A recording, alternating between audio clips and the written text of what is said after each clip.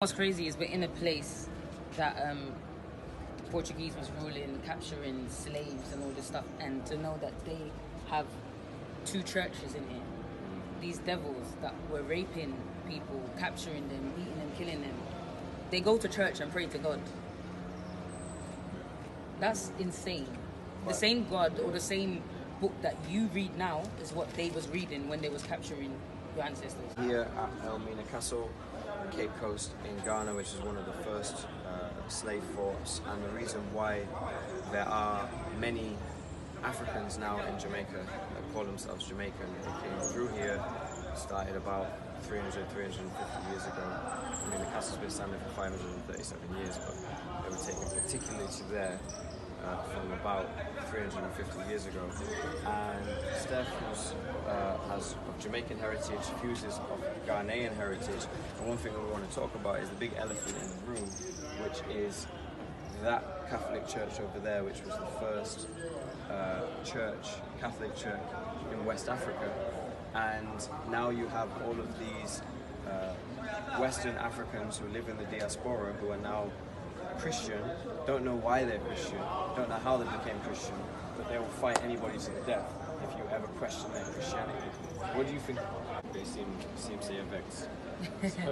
No, I think it's crazy that how a place like this could bring Christianity to a country that's never even heard of that, or even, do you know what I mean? Saw a Bible, even had the teachings of a Bible before, and to come with so much sorrow, so much death, and taken against your will, beat and chained, and then all of a sudden you believe in what those devil beliefs that they brought to you, and that you're actually willing to die for now. Like a lot of people, if you question their Christianity, is like you're questioning God. That's what they're saying. You're questioning this, I don't know, and it's just mad that they believe in a white Jesus or a white God and that God is man. All these things are just crazy to me, and it's like, it's fine, but have you done your research? It's fine, but have you asked questions? It's fine, but have you read deeper? Have you ever thought about what your ancestors believed in before this?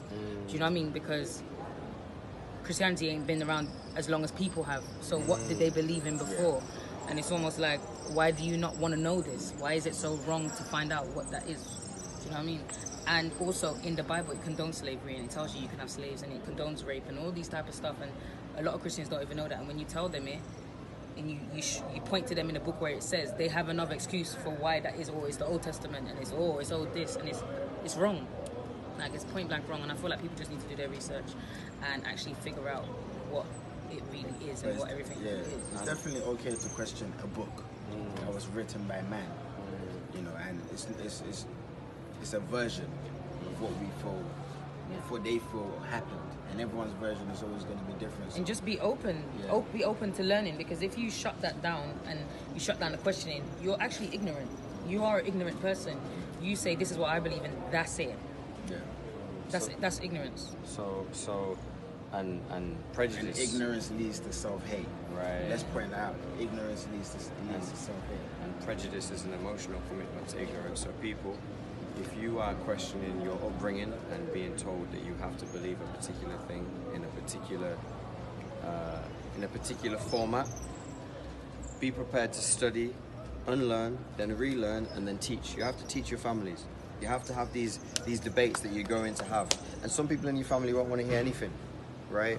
But you have to be able to speak to them and reason with them and bring them to a point of reason, because it's illogical the way that we're thinking now. We're not thinking about what was before and when we were great and when we were founding human civilization, when we were building pyramids and when we were building great kingdoms and empires. Now all we're thinking about is, you know, coupons and Walmart and the Mayweather fight and, you know, reality TV and E-entertainment. So let's get back to being great rather than And what's crazy is we're in a place that the Portuguese was ruling, capturing slaves and all this stuff, and to know that they have two churches in here, these devils that were raping people, capturing them, beating them, killing them, they go to church and pray to God.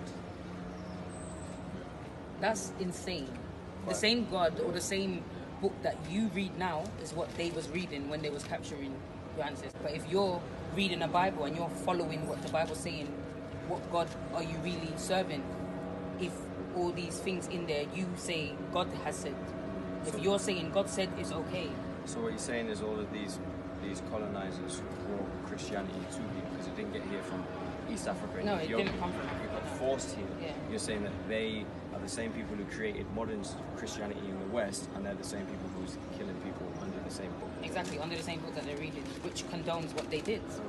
That whole book condones everything they did.